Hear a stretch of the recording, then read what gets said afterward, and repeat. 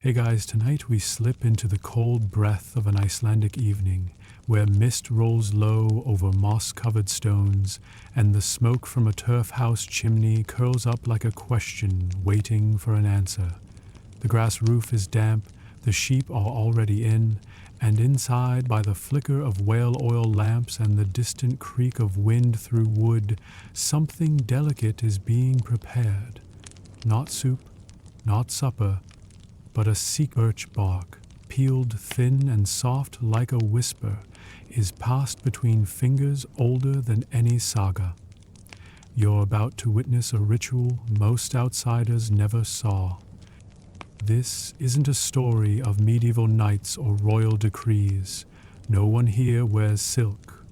You're wrapped in wool that smells vaguely of wet dog, sitting near a hearth with cracked black stones, and someone is murmuring about marriage. Not yours. Yet. But soon enough. You've walked across frost-hard ground to get here. You've listened for trolls, ignored your growling stomach, and hoped the neighbor's dog didn't bite. Because tonight is not just any night. Tonight someone's fate is curling slowly into a slip of bark, to be delivered secretly, hopefully, to someone across the valley. It could be poetry, it could be a proposal, it could be the 13th passive-aggressive hint that John really ought to notice Margaret. Of course, you probably won't survive this century's winter. People rarely do. But that doesn't mean your love life can't leave a legacy. So, before you get comfortable, take a moment to like the video and subscribe, but only if you genuinely enjoy what I do here. And if you're listening from anywhere chilly or unreasonably warm, let me know your location and local time in the comments. Icelandic midnight, Dubai sunrise, Melbourne rain, I read them all. Now, dim the lights, maybe turn on a fan for that soft background hum, and let's ease into tonight's journey together. You kneel beside the hearth. The matchmaker across from you is neither young nor especially kind-looking. Her eyes are like dried blueberries, sharp, a little shriveled, and full of things unsaid. She doesn't greet you, she just gestures for you to sit. On the table is a flat stone, warmed beside the fire, and a strip of birch bark curling in on itself like a lazy snail. The edges are singed. Not by mistake. That helps fix the ink, or whatever counts as ink. In this house, it's soot mixed with goose fat. You hope no one's cooking with the same pot. She dips a sharpened bone into the mixture and begins to write, slow and deliberate. You strain your eyes, but can't read the marks. Not runes exactly, not quite Latin. It's something in between. Half spell, half seduction. A cross between gossip and prophecy. Are you writing for Eric? You ask. She doesn't look up. He doesn't know yet. You wait. The fire crackles. The smell of lamb fat and mildew clings to the air. Someone sneezes in the next room. Finally, she finishes the first line and looks at you. You deliver it. To whom? She shrugs. Doesn't matter yet. We'll know by morning. This is how it begins. Not with violins or dancing or anything involving cake. Just ink on bark, heat and hope, and the strong suspicion that someone will be mad about this tomorrow. Historians still argue whether Icelandic birchbark love notes were truly anonymous or just pretended to be. Some claim the language of these slips was so specific, so loaded with family references and poetic in-jokes, that the recipient always knew exactly who sent them. Others argue the whole point was plausible deniability, plausible love, plausible rejection, plausible escape when the bishop's niece caught on. What's certain is this: matchmakers weren't just meddling grannies. They were intelligence agents in shawls. They knew who owned how many sheep, Who had debts in Akari, and who could cook dried cod without turning it into shoe leather? And in this world, one of harsh weather, tighter communities, and far fewer dating apps, that made them dangerous. You step out into the cold again, bark slip tucked in your sleeve. The sky has cleared and the northern lights are flickering like gossip in the sky. You feel like a spy, or maybe a pawn, or maybe both. As you walk downhill, boots crunching in the snow crust, you wonder, what if the note works? What if the girl smiles? What if she does? And you almost laugh. Because tonight, someone else is doing the exact same thing. Maybe carrying a note for you. You trudge through a narrow path lit by moonlight and the faint otherworldly shimmer of aurora overhead. The slip of birch bark in your sleeve feels warmer than it should, as if carrying someone else's secrets generates heat. In your pocket, you've tucked a lump of barley bread for the journey, but your nerves have stolen your appetite. Ahead, the glow of another turf house window swells and dims like a sleepy eye. It belongs to the Johnson family. 5 daughters, 3 geese, 1 widowed mother, and endless speculation about who will marry whom. You're not the first to deliver something here, and you won't be the last. At the doorstep, you hesitate. You listen.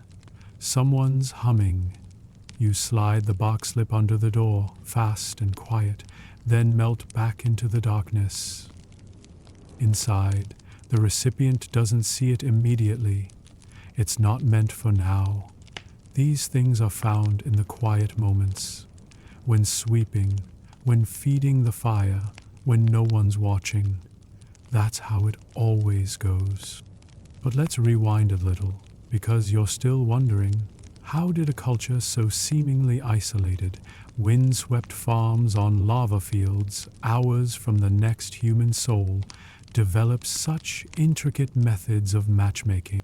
Well, for starters, privacy was a fantasy. You lived with your entire family in one smoky, sod-walled room. If you sneezed in your sleep, everyone heard it. And yet, against that backdrop, young hearts still yearned. Perhaps because of it, this gave rise to an almost theatrical mode of communication. Couples developed ash codes, ways to convey interest by how they cleaned the hearth. 1 streak across the ash, thinking of you. 2, thinking of your brother instead. If you smeared it with a fingertip while humming, that was practically a marriage proposal. The birch slips were a natural outgrowth. Slender, light, and local, birch bark was the perfect medium for a climate where ink froze and paper was rarer than foreign soap. Notes could be hidden under fish-drying racks, sewn into gloves, or, most daringly, tucked under someone's barley bread before morning meal. If she ate the bread and never spoke of it, that meant not interested. If she read it aloud in front of others, well, that was how engagement announcements sometimes happened. Historians still debate whether this ritual of placing messages beneath bread was actually widespread or a regional quirk exaggerated by later folklore. But evidence shows that in several 17th century homesteads, half-burned slips were found among cooking ashes. Either that, or the ovens had a habit of breaking hearts. And the writing itself often rhymed. Icelanders loved a good verse, especially if it could double as a veiled insult. You might write, birch curls bend, and so do knees. When John walks by, I smell the cheese. That could be flirtation. It could also be a jab at John's hygiene. Interpretation was part of the game. Matchmakers, usually older women, but not always, had a flair for tone. They'd tweak these verses, adjust the meter, suggest a word that rhymed with dowry, but also cow pie. Their power lay in ambiguity. Sometimes they even inserted 2 slips, one kind, one cruel, to see which the recipient read aloud. Tonight, the girl inside the Johnson home will likely read both, laugh quietly, and not say a word. Her mother will notice the birch in the fire grate and wonder who has eyes on her daughter. Her youngest sister will steal it later and try to decode the runes with a goose quill. And you're already trudging back up the hill, chewing your barley bread like it's just bread and not part of some subtle matchmaking arms race. It's a strange world, isn't it? Where romantic suspense is built on firewood scraps and carefully chosen consonants. Where a girl might fall in love with someone she's never seen in daylight, just by the curl of his handwriting and the rhythm of his verse. You pass another traveler coming the opposite way, young, wind-chapped, with something sticking slightly out of his mitten. A rival courier, or just someone delivering card? You don't ask. In this game, silence is part of the charm. You wake with the light of a milky dawn crawling through the slats of the turf roof. The coals in the hearth are still warm. Your wool tunic smells of wood smoke, sleep, and something faintly metallic. Ink, maybe, or nervous sweat. You stretch, brush bits of moss from your collar, and reach for your boots. Tucked inside, something small and curled is waiting. A birch slip. Thin as a fingernail, its edges browned and flaky, and the writing so fine it might as well have been stitched by spiders. Your heart skips, not because you're in love, yet, but because someone went to the trouble of writing this, of sneaking it into your boot under cover of night, knowing that a misplaced squeak from a floorboard might wake a whole household. You unroll it slowly. The ink smudges slightly where the bark creased. It reads, "When frost laces wool and sheep dream in lines, I wonder if you ever think of mine. No name, no signature, but the tone, gentle, curious, just a touch smug, tells you plenty. It's probably from Asta, or Aelin, or someone clever enough to pretend to be either. This is your first proper bark note, a courtship nudge, and now the game begins. Let's be clear, this isn't some Norse version of texting. The bark scrolls took effort. You needed good birch softened by steaming or careful peeling. The ink had to be mixed from soot and fat, or blood and berry juice, depending on your resources and dramatic flair. A bone sliver served as a quill, though some used sharpened reeds or metal nibs hammered from farm scraps. And the writing? Often in skaldic meter, the tightly wound poetry of old Iceland. You didn't just say I like your face. You compared it to the sun that warms the fjord goats and melts the sadness from snowdrifts. Whether that was flattery or some kind of weather insult, well, interpretation was half the thrill. You set the bark on your knee and think about replying, but not just yet. First, breakfast.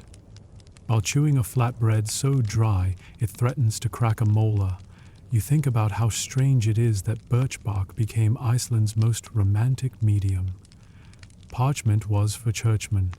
Paper was rare and reserved for sagas. But bark? Bark was democratic. It was everywhere, especially in the low woods near rivers, and everyone knew how to cut it clean without killing the tree. Some scholars suggest that the bark note tradition began with legal scribes who used birch for informal copying.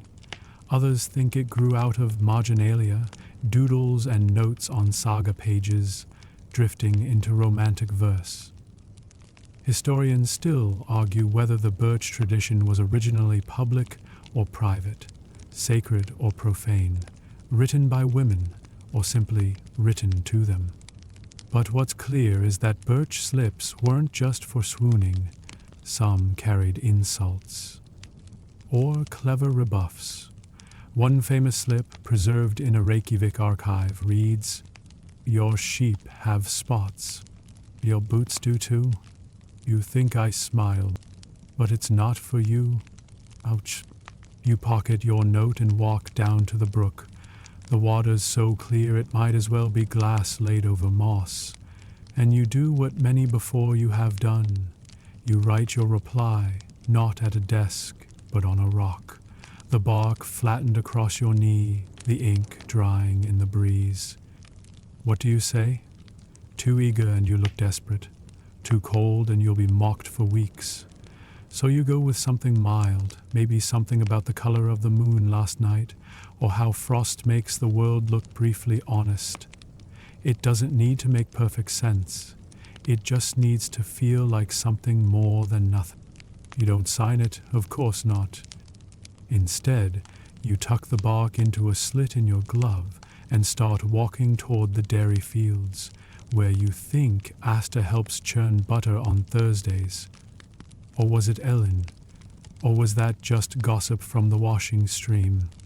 Doesn't matter. The note will find her. Or it won't. And that's part of the magic. Because in this Icelandic dance of eyes, verse, and bark, the uncertainty is half the seduction. You make your way through the morning mist, your boots soft against the mossy trail, the bark note snug against your wrist. Behind you, the longhouse fades into the low fog, but you can still hear a rooster that sounds like it's losing an argument with itself. You're heading toward the dairy shed, a place thick with the smell of milk, damp straw, and gossip. This is the social center of your world, and not just because of the cheese.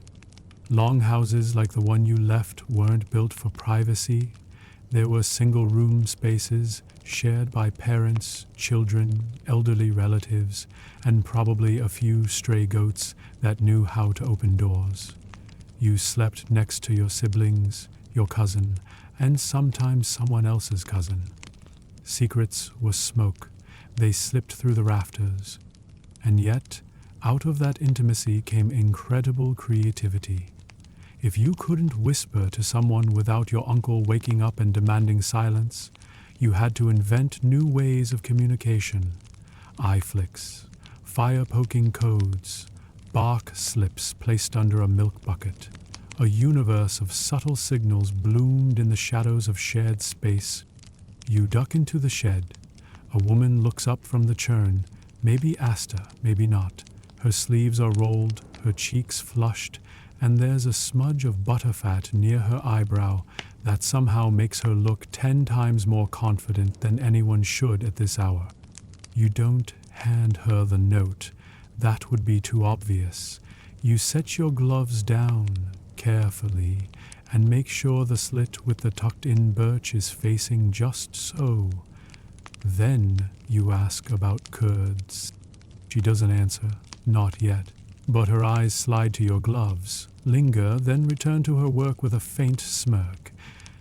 That's all you need. This is the courtship ballet. No steps taught, all steps known.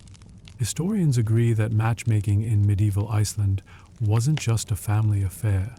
It was practically a public performance. Families didn't just approve of matches, they often orchestrated them. A well-placed compliment during shearing season, a shared task at the smokehouse, or a coincidental need to fetch water at the same stream could all be arranged. But alongside those orchestrations came the side-channel communications. That's where the birch bark notes came in. Unofficial, deniable, and deeply personal. Still, not all messages were sweet. Some were blunt warnings from one household to another. Keep your son away from my daughter, or we'll release the goat inside your pantry. Yes, that happened. Yes, the goat remembered. You step back into the sunlight, the dairy door swinging softly behind you. If she took the note, you'll hear about it by tonight. Not directly. Word will pass from churn to loom, from loom to spinning wheel, from spinning wheel to the kid who eavesdrops while pretending to collect firewood. And soon enough, someone will ask how your curds are going, and everyone will pretend not to laugh. You hike toward the next farm, crossing a stone fence half buried in snow. There's a kind of stillness here that's hard to describe, like the land itself is holding its breath. Or maybe it's just trying to ease. Inside another longhouse, someone is reading a bark slip aloud by candlelight. You can picture it, the flicker of the flame catching on birch fibers, the rhythm of the verse drawing smiles or scowls. Someone might guess who wrote it. Someone else might guess wrong. And a third person might slip outside, laughing quietly, already planning their reply. These were not hasty dalliances. Icelanders, especially in the isolated western fjords, took romantic subterfuge very seriously. A single note might be answered days later, or never. An unanswered slip might mean rejection, or simply that it was lost under the salted cod. Historians still argue whether these bark notes were binding in any legal or communal sense. Some believe that if a verse was accepted and read aloud twice, it constituted an informal engagement. Others claim it was more theatrical, a flirtation game with very little risk. What's agreed on is that matchmakers kept track. If you rejected too many notes, they'd stop delivering yours. No one likes a bad return on investment. You settle by a patch of flat stone, the sun warm against your shoulders, and think, it's not just about the words. It's about how they travel, who delivers them, and who watches them being found. Even now, far down the valley, someone is trying to remember a rhyme for wool that doesn't sound like a sheep insult. You smile. The game is still on. You don't go home right away. Not when there's still light in the sky and your boots are warm from walking. Instead, you follow the creek, past the stone fence, and through the stunted birch grove where the trees are short, wind-bent, and perfect for peeling secrets from. You pause at one of them. Its bark is already marked, faint lines, shallow scrapes, where someone has tested their quill or carved a rune in a bored moment. You run your fingers along the ridges. It's smooth, papery, easy to cut without harm. You peel a strip, careful not to tear it. This one will do, because now you have a plan, a better one, something bolder. You're going to slip a message into a pair of boots. It's risky, not just because it might be discovered too soon, but because it's the oldest trick in the book, and still one of the best. For centuries, Icelanders passed notes not by hand, but by foot, under socks, inside soles, sewn between the lining and the outer leather. It made every trip outside a chance for poetry. The notes weren't always romantic. Some were practical, requests for bread, or a warning about a neighbor's ill-tempered ram. But many were short, clever declarations of affection. Some even included riddles, especially when the writer was entirely sure if the message was welcome. A clever riddle gave the recipient plausible deniability. You think back to an old one you overheard last winter, whispered near a whale oil lamp. I warm your feet, though you know me not. Guess my name, or let me rot. According to rumor, that one ended in marriage, or at least a suspiciously long winter visit. You kneel, pulling out the birch slip from your pocket, the one you peeled just now. You keep your verse short, with a curl of teasing in its rhythm. The left boot hides me, the right boot's cold. But if you find me, your fingers I'll hold. You smirk. That's either the beginning of a romance or the beginning of a very confusing trip to milk the cows. Now comes the hard part. delivery. Historians say the tradition of hiding notes in boots may have begun during seasonal gatherings, thing assemblies, when families traveled and slept communally in tents or turf shelters. Privacy was minimal, but boots? Boots were always tucked near their owners, warmed by the fire or stuffed with hay to keep their shape. A matchmaker or a daring admirer could slip a note into one without waking a soul. But that was back then. You're doing this today, in your own fjord, where every footstep echoes and every goat seems to stare judgmentally. Luckily you know where her boots will be. You reach the fence near the Johnsons' back pasture, climb it in 2 practiced motions, and cross the muddy track where boot prints sink in shallow puddles. There's a small wooden bench by the back door, half hidden behind a drying net of fish bones and wool yarn. Boots rest there, upright, drying in the breeze. No one is watching. You slip your note inside the left one, careful not to crumple it. Then you straighten it, pat the top like you're blessing it, and step away. No one sees you. Not directly, but a curtain moves, just slightly. You're halfway down the hill when you hear someone laugh. Not loud, not cruel, just a single, surprised exhale of breath that sounds suspiciously like, well then. Back in your own long house, the fire is low, and someone's cooking something that smells like regret and boiled onions. You sit on your straw bed and wonder, what if she steps into her boots before reading the note? What if it folds too tight and hides in the toe? What if her sister finds it first? You chew your lip, not because you're nervous, but because you are. Still, this is how Icelandic romance worked. Not in grand gestures, but in small moments, in quiet moves that carried risk. You don't say, I love you. You say, try the left boot. Historians still argue whether these notes were written mostly by men or whether women were equally or more often the authors. Some believe it was a shared ritual, one where both parties exchanged bark in back and forth volleys. Others suggest many notes were ghost-written by matchmakers on behalf of bashful boys with rough hands and zero poetic skill.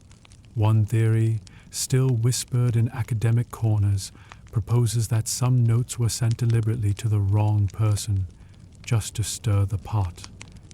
You roll onto your back and stare at the wooden beams overhead. They creak in rhythm with the wind. You imagine the note inside the boot, curled like a cat, waiting to pounce.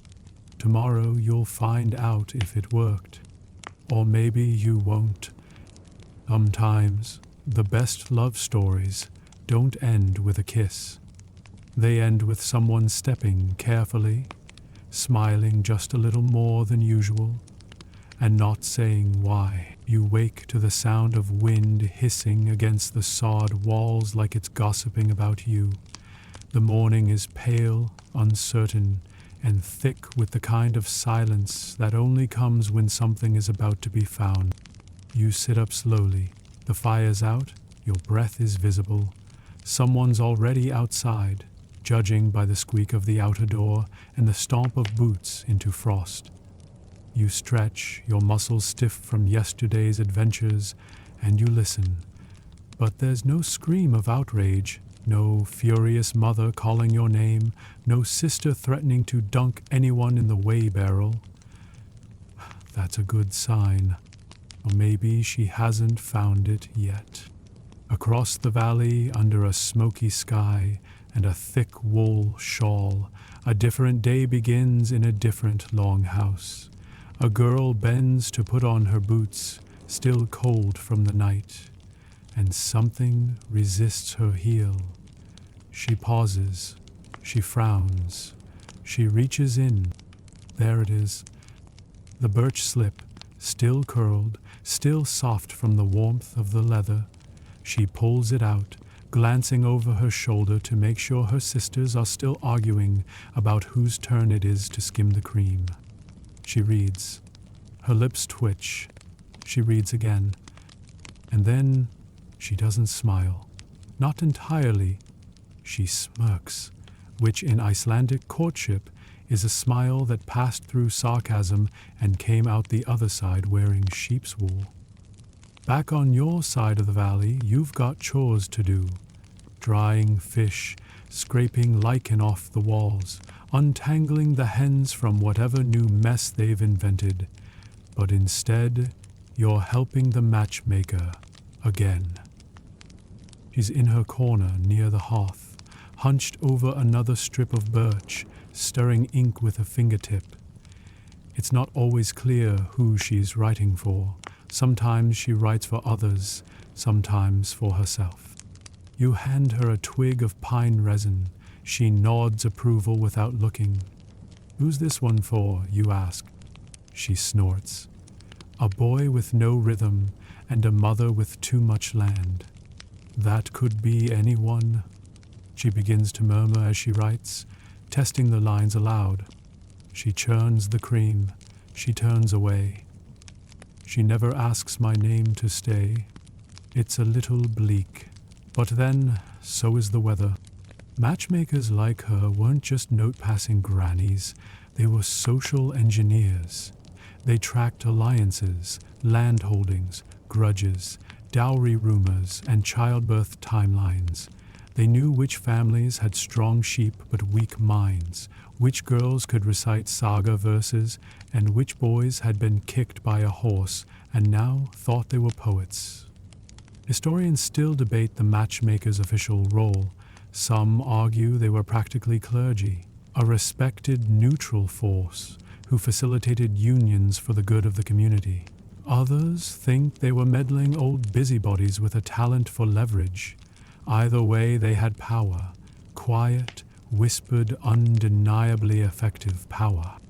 And when the sun went down and the wind howled against the thatch, that's when they really worked.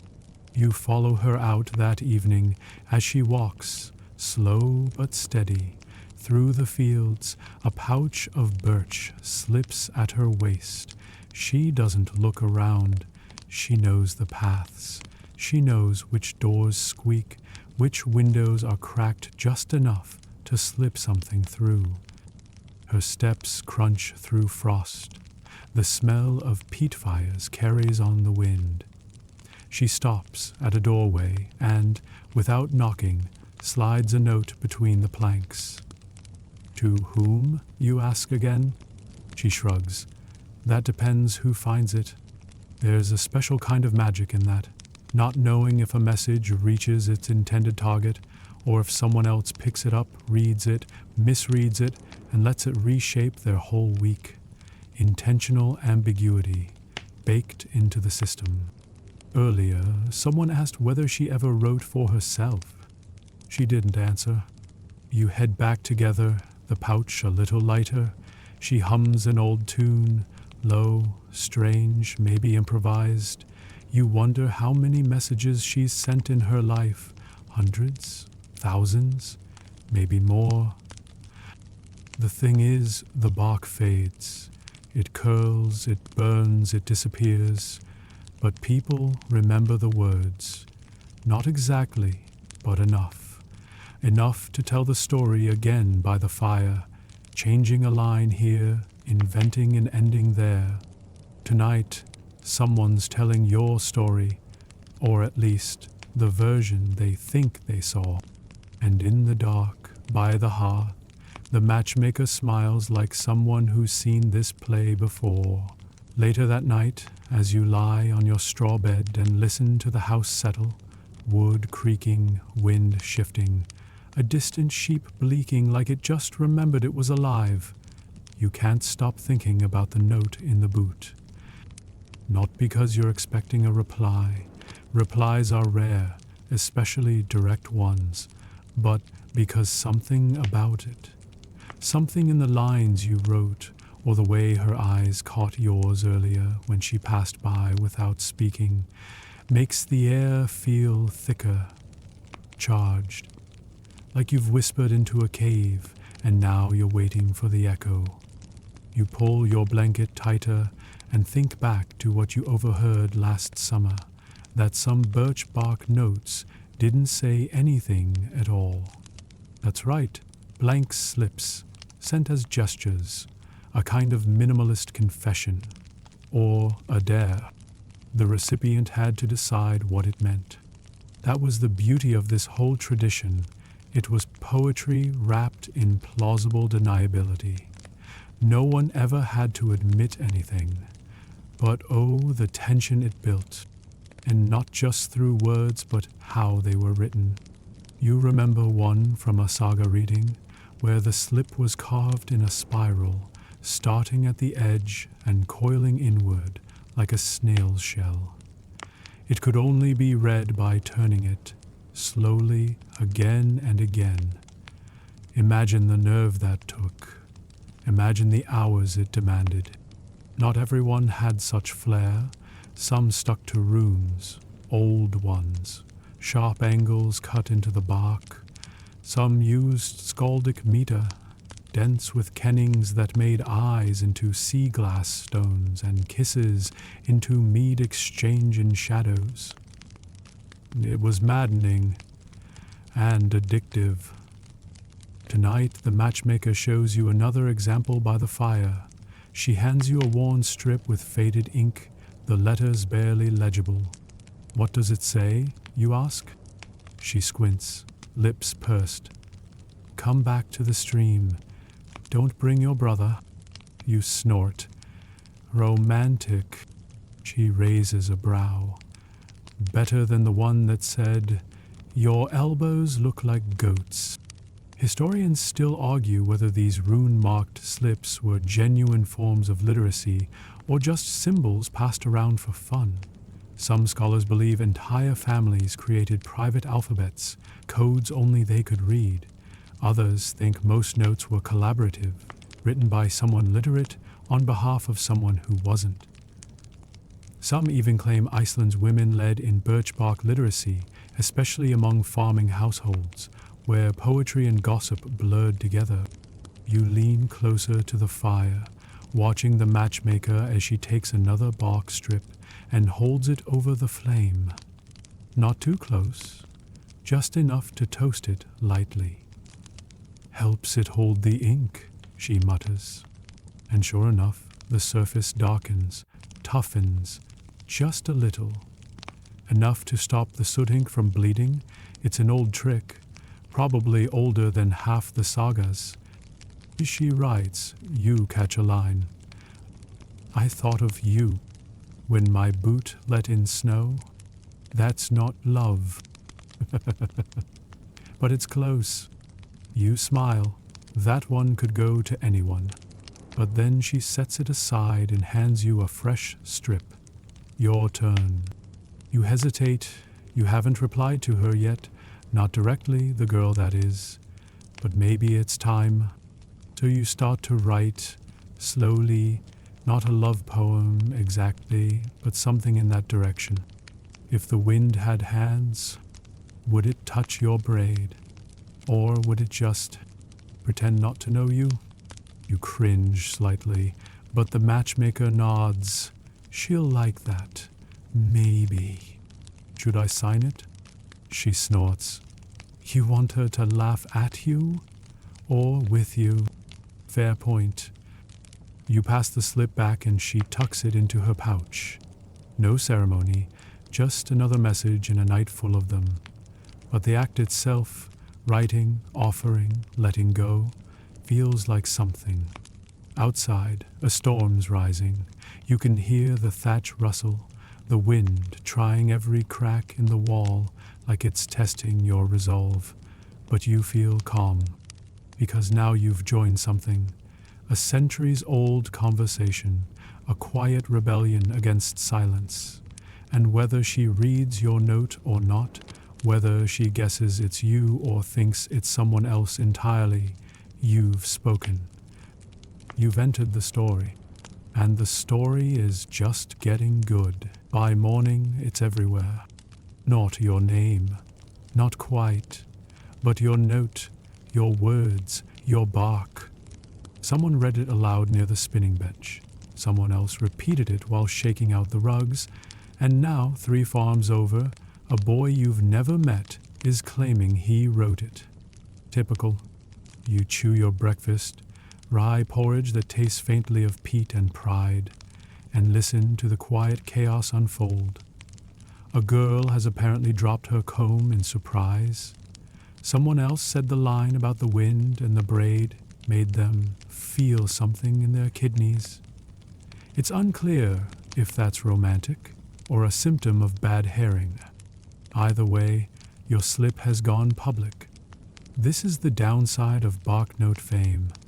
Once a slip is read aloud, it no longer belongs to the writer, it belongs to the story. And stories travel faster than ponies. You step outside to breathe, to clear your head, to not punch the next person who winks at you knowingly. The sky is heavy with snow that hasn't decided whether to fall or hover. Your boots crunch against frozen moss, the sound oddly loud now that every barnmaid in the region seems to be humming your verse. You remember what the matchmaker once told you? A good line burns through the village like gossip with shoes on. She wasn't wrong. And yet you don't feel angry, not really, just exposed. Which is why you're headed to the only place where privacy is still possible, the goat shed. You slip inside. It's warm, if you ignore the smell.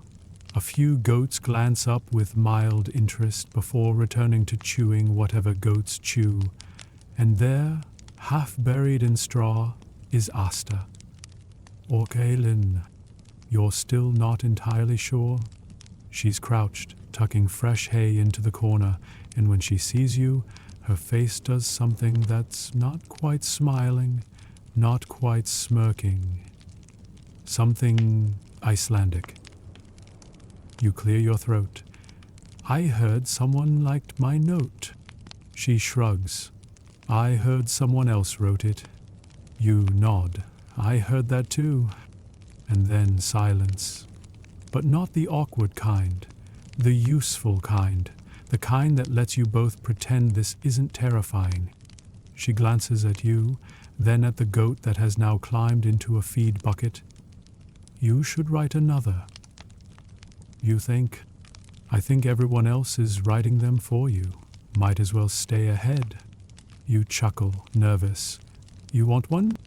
No, she says, standing, brushing straw from her skirt. I want 3, with rhymes. Then she's gone. Just like that. You lean against the wall and smile into the damp straw. But of course, you're not the only one being written to. That afternoon, the matchmaker comes back looking mildly thunderous. She holds a charred slip like a dead mouse. Wrote this Mier, she grumbles, then panicked and burned it. Half the words are still legible. Fool. She hands it to you. You squint at the smudged line. If your eyes were storms, I'd live in rain. If your smile were bread, the rest is soot. Not bad, you say. He meant it for Brynja. He gave it to Marin. You wince. Exactly.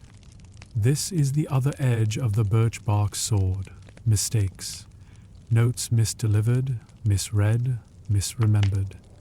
One famous case involved 3 sisters who kept receiving love poems in identical meter. Turns out the boy just copied the same verse, changing one line each time. He ended up alone, possibly also cursed.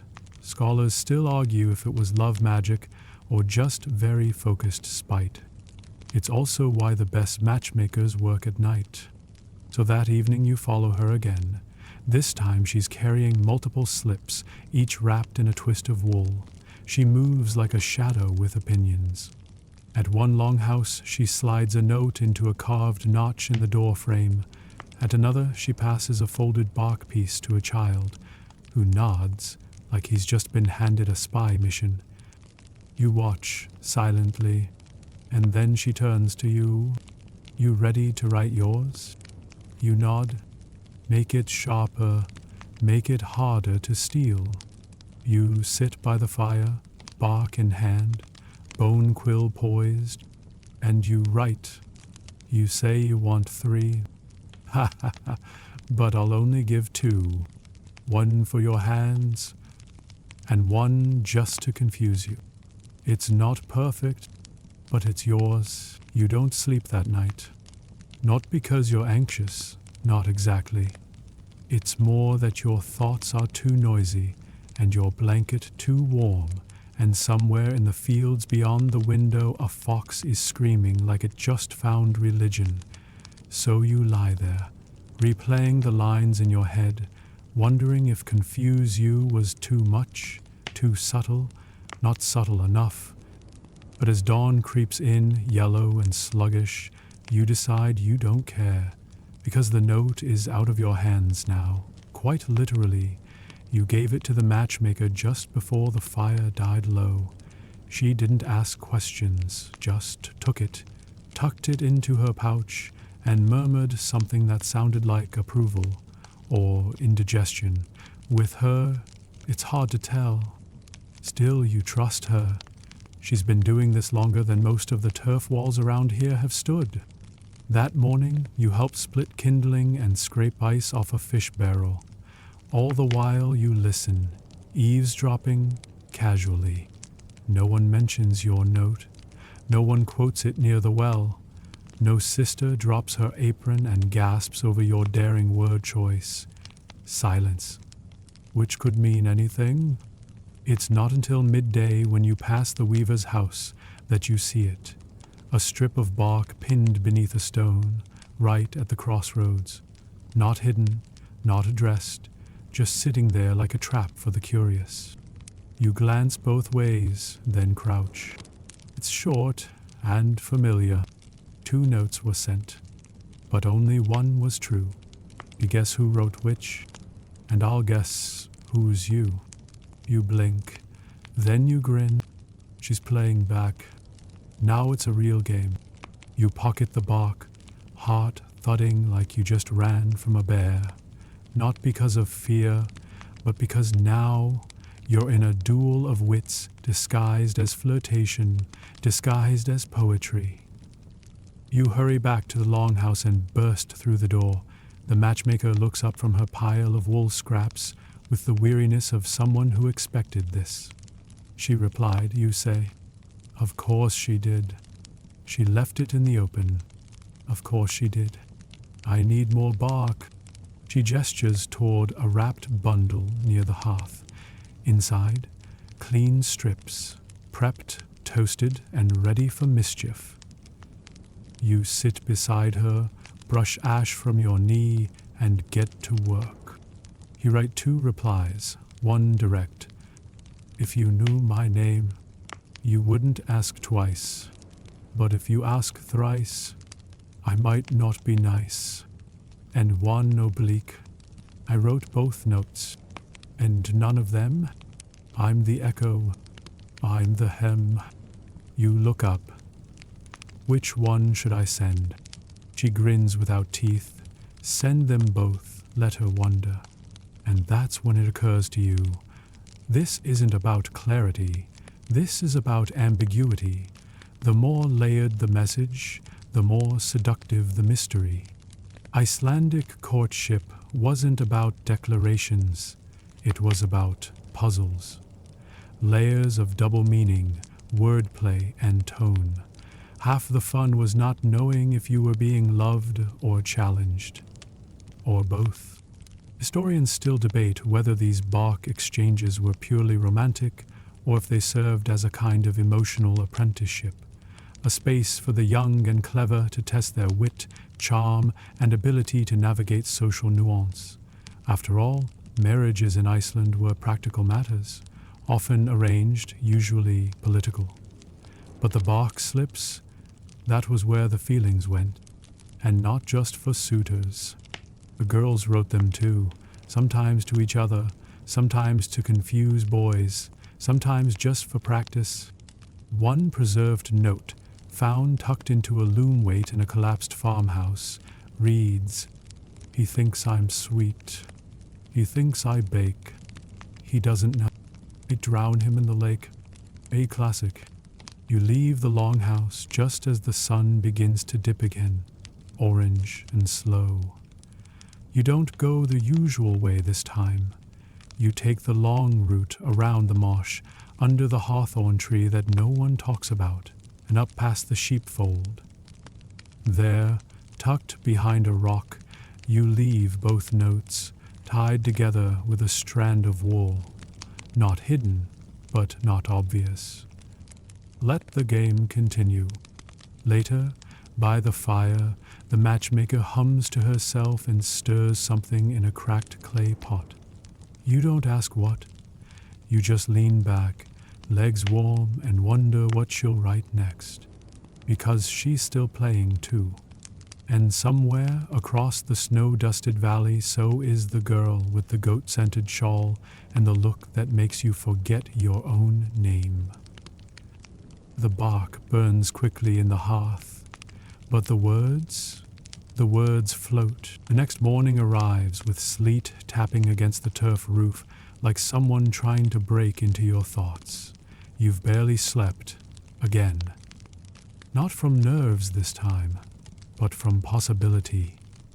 Your mind's been spinning, rehearsing reactions, rerouting replies, imagining her face as she finds the double note bound with wool. You wonder if she'll be impressed, confused, annoyed, all three. There's no word from her today, not directly, but gossip has legs longer than reindeer. By midday, the news has mutated into something absurd, that you've been sending bark notes to two sisters, that you're composing in secret with the priest's help, that someone plans to confront you with a broom and a bowl of curdled milk. The matchmaker listens with a face so flat it could double as a skillet. She waits for the chatter to pass, then hands you another bark slip, blank, a dare. "You're not writing this one," she says. "Then who is?" She just smirks. "And that's how you become the delivery boy in someone else's love drama?" You take the note, fresh birch, still curled, and walk to the church path, where the ground's muddy and the saints on the door look like they've seen better theology. The priest's house is quiet. You knock once. A small girl opens the door with eyes as wide as bread plates. You hand her the slip. She vanishes like a ghost with chores. But before the door swings shut, you hear voices inside. Tense. Familiar. One of them says your name. You walk back faster than usual. Turns out, sometimes bark notes go too far. Historians still argue whether romantic slips ever caused real scandal in Icelandic villages, or whether the drama was all performative, something to pass long winters. But one documented case, buried in an obscure 18th century court record, tells of a birch note that made it into the hands of a priest who interpreted it as indecent. His reaction? A public shaming, fire and ash. The note was burned in front of the congregation, and the writer was made to scrub the church floor every Sunday for a year. Your situation isn't quite that bad, yet. But by evening, word has reached the matchmaker that a certain priest's niece received a very confusing poem about socks, shadows, and licking salt from your fingers. She is reportedly thrilled. The priest is not. You sit by the hearth with your arms crossed, scowling. "I didn't write that one," you say. The matchmaker nods. "I delivered it." Another nod. "You set me up." "Of course I did." You stare at her, mouth open. "Because you're getting smug," she says, "and nothing humbles faster than an angry clergyman." You groan and bury your face in your hands. "He'll ban me from church." "Good," she says, ladling soup. Now you'll have time to write something decent. You eat the soup. It tastes like roots and judgment. Outside, the wind picks up. The clouds close in like sheep before a storm. You swear you see a shape moving along the fence line, someone walking fast, cloak flapping, heading toward the stream. Your heart flips. You pull on your boots and go. Sure enough, she's there, standing near the bend where the birch trees grow crooked. She doesn't see you at first, too busy staring at something in her hand. The wool-bound notes, untied. You step softly, she turns. Her expression isn't angry. It's worse, it's interested.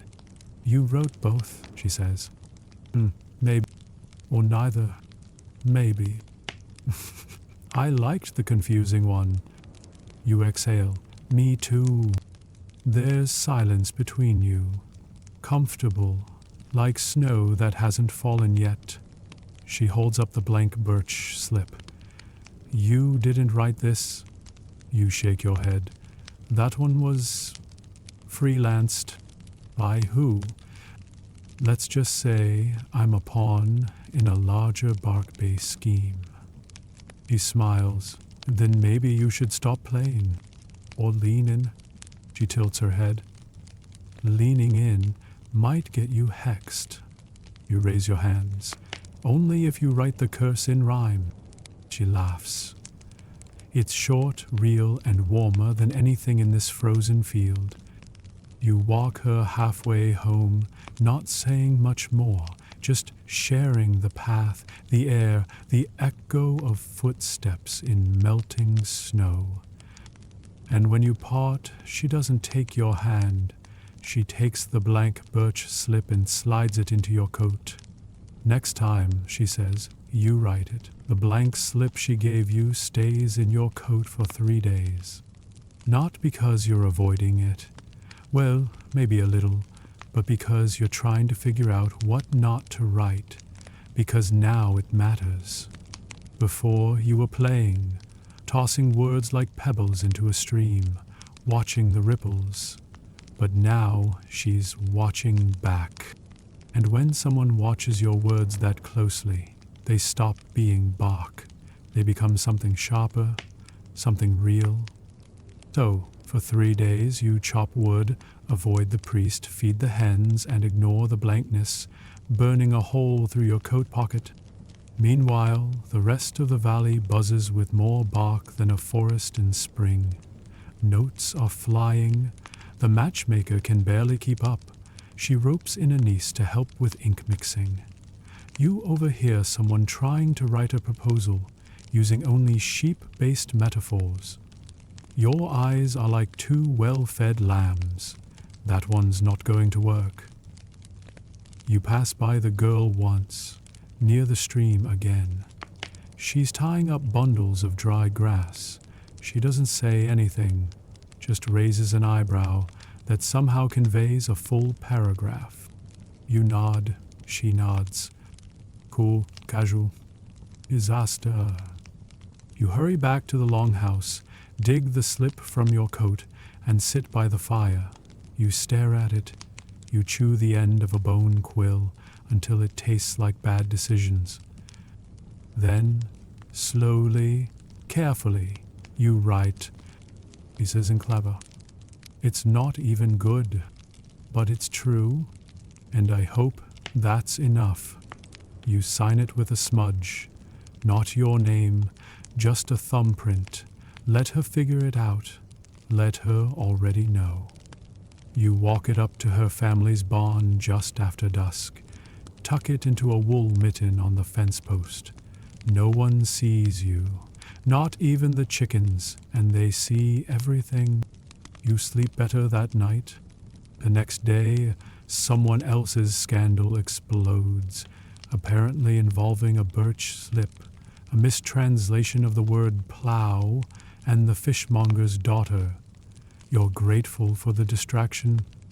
You help the matchmaker that afternoon, gathering bark and gossip. She's in a good mood. Someone sent her a note this morning addressed only as the Bone-Wit Witch. She framed it. She's insufferably pleased. Did you write yours? She asks without looking up. I did. Did you panic? Extensively. Then it was probably honest. You almost thank her. Almost. But instead you say, "How long have you been doing this?" She taps her quill against her lip. "Since I was 12. First note I ever delivered caused a fist fight and a betrothal in the same week." Impressive. I peaked early. You laugh. And for a while the two of you just sit, quiet but companionable, the fire popping like punctuation. Later, near sunset, someone knocks on the door. It's the girl. She doesn't step inside, just stands there in the red light, holding something between her fingers. A box slip, folded and tied with a loop of your own wool. The same wool you use to bind kindling, to mend gloves, to wrap notes. She walks up, hands it to you. "Don't open it," she says. You blink. Then why? It's for later. Or never. Or whenever the snow melts in April and you forget how cold it got. You nod. She turns to go, then pauses. "And for what it's worth," she says without looking back, "your note was good. Not clever, but good." She disappears down the hill like a punctuation mark. You hold the slip in your hand. You don't open it. Historians still debate whether birch bark notes were ever truly private, whether their authors meant for them to be read in secret, or if the real message was always meant for the audience, the crowd, the cousins, the matchmaker by the fire who made a noise in her throat every time a verse didn't scan properly. But this one feels private, and maybe that's the difference between courting and pretending. You slip it into your pocket, next to your thumb-smudged reply. Now you both hold a secret, and that finally feels like a match. It snows that night. Not the dramatic kind, just the slow, sound-muffling kind. The world softens. Even the goats seem quieter. You wake to white.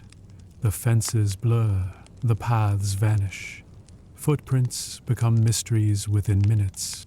And somehow in all this stillness, everything feels more known, like the world has stopped moving just long enough to let you understand something you didn't before. You pull on your boots, grab a strip of bark and step outside, not for drama, not to deliver anything, just to walk. The note she gave you still rests in your coat, unread. And that's the strange part. It hasn't been calling to you, hasn't burned a hole in your thoughts. It's calm, like it knows it has all the time in the world, which maybe it does. You head toward the matchmaker's house, but she's not there. Just her niece, sharpening quills and looking like she'd rather be sledding off a roof. "She went to the fjord," the girl says without looking up. "Someone got engaged." "Oh?" you ask, trying not to sound jealous. "Not you." "Right. But she says congratulations." It throws you off balance. "For what?" The girl shrugs. "Didn't say. Just told me to tell you." You step back out into the snow. Somewhere nearby, someone sings while stacking firewood. The melody is off, the rhythm worse, but it's cheerful. You smile. Back at the longhouse, you help prepare midday stew. Root vegetables, dried lamb, a suspicious piece of something you pretend is onion. The room smells like warm comfort and too many unspoken words. You sit by the hearth and pull out a blank bark strip. You don't plan to write anything, but your hands move anyway. This time the words come easy. The snow wrote first. I just copied. If you read this, you already know what it means. You don't even sign it. It's not for sending, just for existing. That night, the girl appears again, just before full dark. No warning, no ceremony. She steps through the threshold, shrugs off her snow-dusted shawl, and sits by the fire like she's done it 100 times. She pulls something from her coat. Another slip, this one wider, neater, the edges folded inward like a secret wrapped in silence. She hands it to you. You can read this one. Your hands are colder than you thought. You unroll it carefully. It's not a poem. It's a list of questions.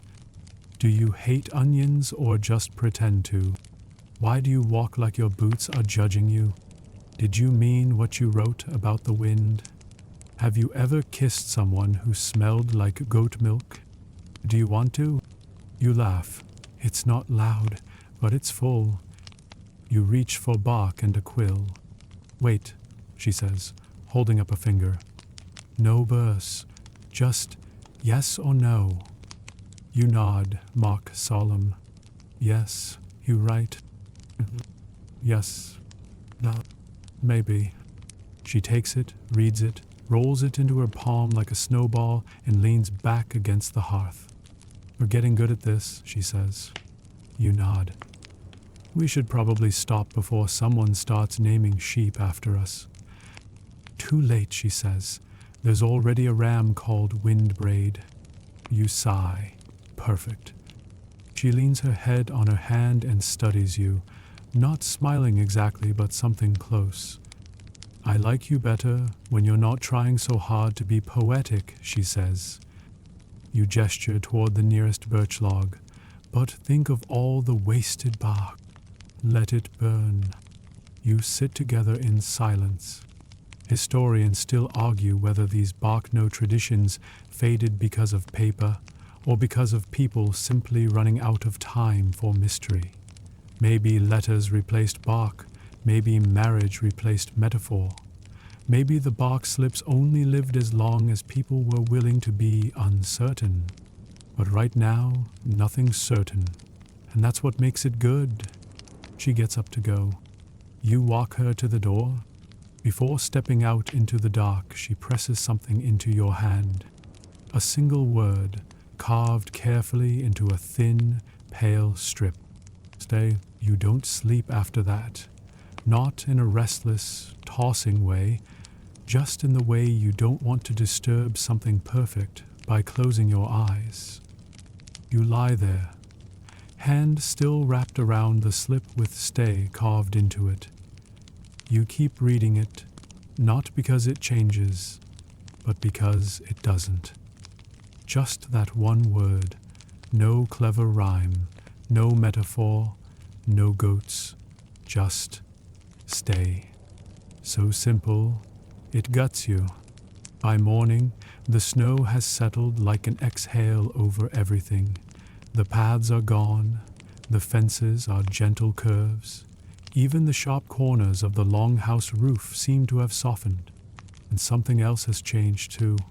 You're no longer waiting for a reply. You're no longer trying to out-riddle, out-hid, or out-poem anyone. You're just here. The matchmaker says nothing when she sees you by the hearth, eyes puffy but peaceful. She pours your tea and hums a song with no tune. Then she hands you a pouch. What's this? Scrap slips, old ones, unclaimed, forgotten, or never sent. You open it. Inside, curls of birch bark, each with faint writing, smudged edges, faded verses. A ghost serpent of almost love. They still mean something, you ask? Maybe, but not to the right person. That's the trouble with messages. If they don't land, they linger. You thumb through them. One reads, "If you're the echo, I must be the hill." Another, I watched you braid your hair and forgot the world had wars. Another, I wrote this to the wind, but hoped it would land in your boots. None of them are signed. You ask, what do you do with them? She shrugs. Sometimes I burn them. Sometimes I read them when I need to feel dramatic. You laugh, then pause. Can I keep one? She nods. But only one. They get jealous.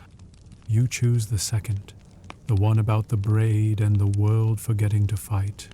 It's not yours, not exactly, but it feels true in your hands. Later that day, you and the girl walk the ridge path together, not talking, just stepping through snow so deep it squeaks beneath your weight. The sky is pale blue like old wool, and the air tastes like frost and old dreams. You stop near a boulder and sit side by side, shoulders barely touching. I think we broke something, you say. How so? This whole birch bark system. We weren't supposed to take it seriously. She shrugs. Maybe we didn't. You pull the stay slip from your coat, unroll it, and hold it in the sunlight. Did you mean it? She nods. But not forever. Just today. That's enough. She pulls something from her own pocket. Another note. She hands it to you, smirking. Don't open it yet. You laugh. You're terrible. I know. You pocket it. Historians still argue whether the Icelandic birch note tradition was a rebellion against arranged marriages or a clever extension of them. Some say it gave voice to the voiceless, young people with no say in their future. Others think it was a court-approved pressure valve. Flirt safely, then settle down. But maybe it was neither. Maybe it was just a chance, a moment in time. A pause in the frost where someone could say what they actually meant, even if they pretended not to. Back at the longhouse, the matchmaker is smiling more than usual. She's humming again, louder. Good walk, she asks. You nod. She hands you a fresh slip and a warm cup of something that might be cider or might be boiled regret. Hard to tell. No more riddles, she asks. Maybe one. You right. The game was fun. The snow was kind. The words were wood. But the spark was mine. You leave it on her table and step outside into the dusk. You don't know what tomorrow brings. A thaw, maybe, or more snow, or a quiet end to something that never quite started. But tonight, you're staying. Just like the slip said, you don't send a note the next day. Not because there's nothing to say, but because, for once, words feel optional. You wake early, before the hearth is stoked, before anyone else has stirred, and slip outside into a frost-hushed morning. The whole world is the color of silence. Snow stretches out like linen waiting for a story. No footsteps, no bark notes, just your breath and the weight of stillness. You walk the long loop behind the hill where the river bends and the birch grove starts. The trees here are younger, bark tighter, the kind that hasn't yet learned how to peel without complaint. You touch a few, fingertips grazing papery edges. You could take a strip. You have the tools. But you don't. Not today. You sit on a stone instead. Let the quiet press against your thoughts. Let the unsent letters in your head breathe. A bird lands nearby, a ptarmigan, feathers puffed out like an overconfident pastry. It stares at you for a beat, decides you're not interesting, and hops off, probably composing its own bark note. You think about how this all started, with a single curl of bark and a question you didn't know you were asking. And now, here you are, with your pockets full of messages, some answered, some not, and the strange, warm certainty that something true has happened. When you return to the longhouse, the matchmaker is already up. She's sharpening a quill with one hand and flipping a fish cake with the other. "No note today?" she asks, not looking up. She raises an eyebrow. "Are you sick?" You smile. "I think I'm just full." "Of what?" "Words, feelings, maybe fish cake." She nods. "It happens." She gestures to a pile of slips on the table. "Want to help sort these? They're all for the same girl. 5 suitors, none of them subtle." You pick one up. It reads, "Your voice is honey. Your hair is flame. I can't write poems, but I tried all the same." You wince. "He tried." "Oh, that's the good one," she says. You sit with her, sorting. Some are folded, some crumpled, one oddly damp. You wonder how many of these the girl will actually read, how many will make her smile, how many will simply be burned for heat. Historians still wonder what happened to most of the Birch notes. Very few were preserved. Most were never meant to last. They were temporary truths. Feelings scratched into something fragile, passed hand to hand, heart to heart, then gone. And that's what made them real. Later that afternoon, the girl, your girl maybe, appears with something tucked behind her back. She doesn't greet you, just walks in, looks at the pile of other notes and says, "None of them rhyme properly." "I noticed." She holds out a small bundle of box strips. You take it cautiously. "They're not from me," she says. "They're from my younger sister. She wants help writing back to someone." You blink. She's writing bark notes now. She's 8. She's threatening to elope with the neighbor boy because he gave her a turnip. You nod gravely. "A very seductive vegetable." She grins. "They're starting young." You sit with her by the hearth. She spreads out her sister's scrawls, wobbly runes, hearts scratched with determination, and one slip that says, "I like your eyebrows," in unnecessarily large letters. Together you rewrite them, fix the meter, soften the metaphors, swap goat for moonlight more than once.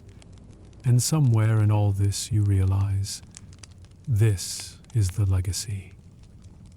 Not who ends up with whom or what notes get saved, but the sharing of it all, the passing down of courage, of cleverness, of tiny risks wrapped in tree skin.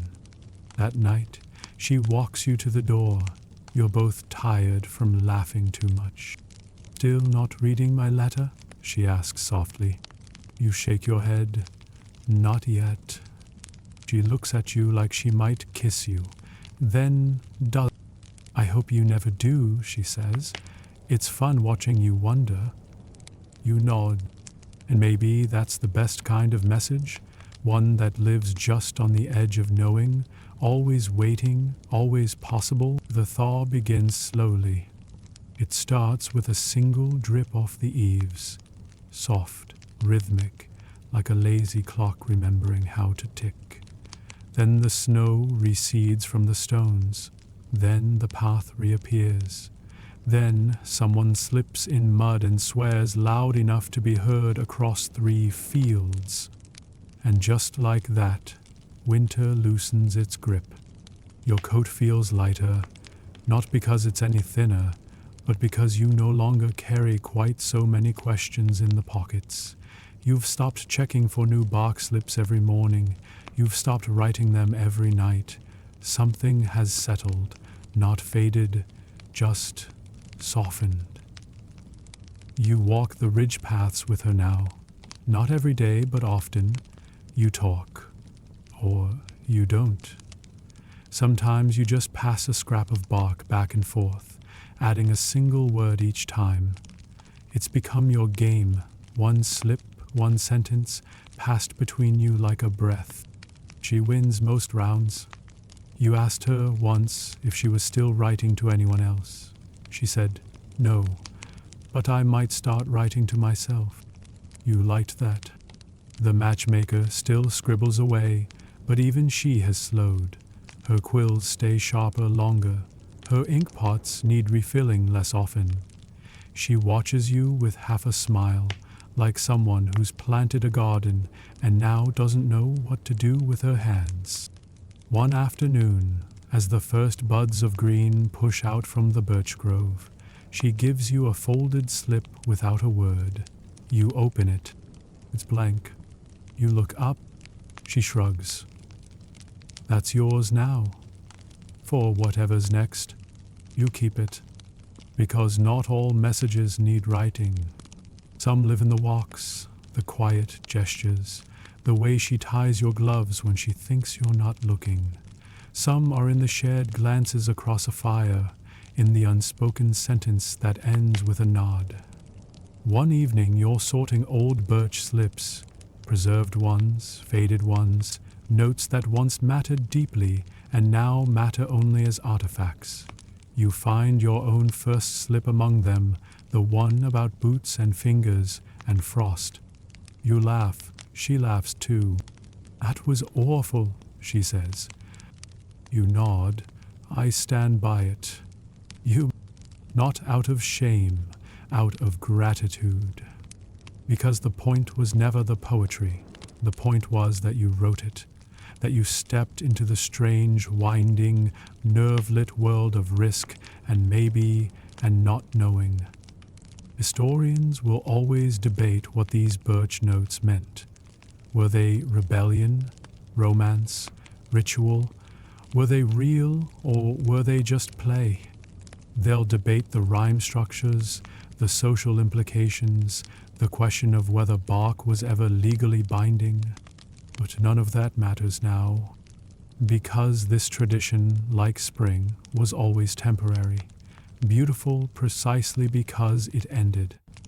You lie awake one last night before planting season begins. The fire is low, the wind is gentle. She sleeps beside you, feet cold as always. You reach into your coat one final time and pull out her first letter, the one she gave you long ago, the one you never read. You hold it in your hands. You smile. You slip it back, still unopened. Because sometimes the most meaningful things are the ones we don't finish. And now the snow has melted. The slips have stopped curling. The bark, once soft and ink-stained, is stacked neatly in a bundle by the fire, waiting to be burned or forgotten, whichever comes first. The longhouse is quiet. The matchmaker hums in her sleep, fingers twitching as if still writing in dreams. Outside, the birch trees sway gently, their bark pale against the soft darkness. Somewhere in the hills, a sheep calls out once, then settles. You lie back. The firelight flickers across the beams overhead, slow and golden, casting thin shadows that look like writing. You close your eyes. In your hand you still hold one slip, blank, yours, for tomorrow maybe, or the day after that, or never.